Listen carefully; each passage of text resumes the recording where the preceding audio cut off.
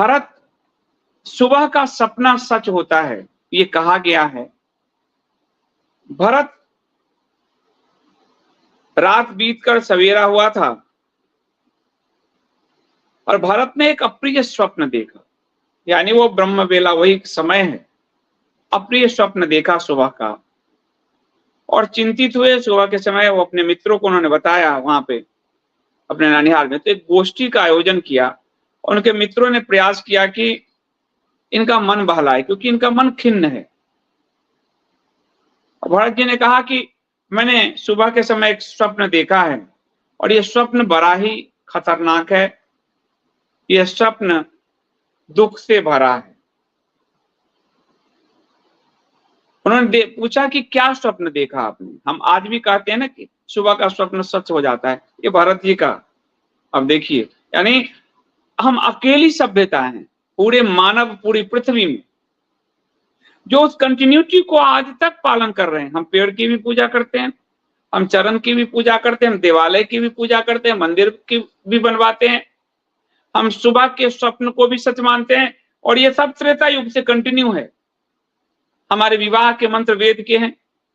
तो इतनी कंटिन्यू सभ्यता विश्व के इतिहास में अब कोई नहीं, एकमात्र सभ्यता बची है और वह हिंदू सनातन सभ्यता।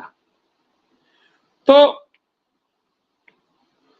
स्वप्न में उन्होंने अपने पिताजी को देखा कि उनका मुख मलिन था, बाल खुले हुए थे। पर्वत की चोटी के एक ऐसे गंदे गड्ढे में वो गिरे जो गोबर से भरा हुआ था। उस गोबर के कुंड में दशरथ जी तैर रहे थे और अंजलि में तेल लेकर पी रहे थे और बार बार हंस रहे थे। अंजलि में तेल लेकर पी रहे थे और बार बार हंस रहे थे। अब आप देखिए कि एक महान सम्राट, अब ये स्वप्न कैसे सच है। देखिए कि मुख मलिन था, स्वाभाविक है। पुत्र राम वन को गया तो दशरथ का मुख तो मलिन ही था, बाल बिखरे ही हुए थे।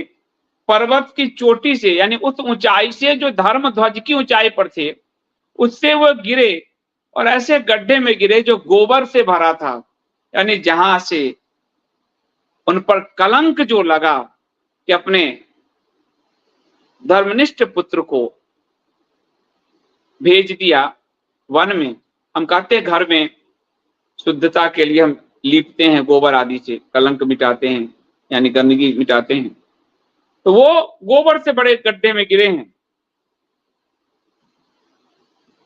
और गोबर में ही तैर रहे हैं और अंजलि भर के तेल पी रहे हैं। अब सब उनका इधर तेल में पड़ा हुआ है। स्वप्न देखिए। फिर उन्होंने तेल और भात खाया। श्राद्ध, भात खाते हैं श्राद्ध में, देखिए उनको सारे तेल, शरीर में तेल लगाया और फिर वे सिर नीचे किए, तेल में ही गोता लगाने लगे, क्योंकि उनका शरीर वहां तेल में पड़ा हुआ है भरत जी की प्रतीक्षा में। स्वप्न कितना आपको प्रभावित करते हैं और आपके मन की जो यात्रा है। स्वप्न में कई बार आया है कि कई बार शरीर से जो आत्मा है वो निकल के शरीर से बाहर निकल जाती है यात्रा में। तो वो जो यात्रा है, वो कई बार जब आत्मा बाहर से आती है फिर से आपके शरीर में प्रवेश करती है, वह जो उसने देखा है वह स्वप्न के रूप में आपको घटित हुआ लगता है। स्वप्न के बड़े मनोविज्ञान है। कभी स्वप्न के मनोविज्ञान पे हम बात करेंगे अपने पुराणों से भी और फ्रायड के सिद्धांतों से भी। समुद्र, स्वप्न में मैंने देखा समुद्र सूख गया, चंद्रमा पृथ्वी पर गिर पड़े और सारी पृथ्वी उपद्रव से ग्रस्त और अंधकार है। जो धर्मज्ञ परमात्मा, धर्मनिष्ठ बड़ा भाई राम, जब उनको वन दे दिया गया तो स्थिति तो ऐसी ही बनेगी मन में कि समुद्र जैसे सूख गया हो, यानी पूरा अयोध्या जैसे सूख गई हो नगरी, चंद्रमा पृथ्वी पर गिर गया हो।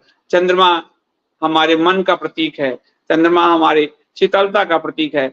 लग रहा है जैसे ज्वार में लोग हैं, शीतलता समाप्त हो गई है, सब जगह अंधकार है। महाराज की सवारी के काम में आने वाले हाथी का दांत टुक टुक हो गया है और पहले से प्रज्वलित होती हुई आग सहसा बुझ गई है। पृथ्वी फट गई है, वृक्ष सूख गए हैं, पर्वत ढह गए हैं, उनसे धुआं निकल रहा है। काले लोहे की चौकी पर महाराज बैठे हैं दशरथ, काला वस्त्र पहन रखा है, काले एवं पिंगल वर्ण की स्त्रियां उनके ऊपर प्रहार करती है। काला यानी यमराज का साया, काले वस्त्र यानी मृत्यु का साया। मृत्यु तो कालापन ही, मृत्यु का साया। धर्मात्मा राजा दशरथ लाल रंग के फूलों की माला पहने, लाल चंदन लगाए, गधे जुते हुए रथ पर बैठकर बड़ी तेजी के साथ दक्षिण दिशा की ओर दक्षिण जा रहे हैं। यमराज की दिशा दक्षिण।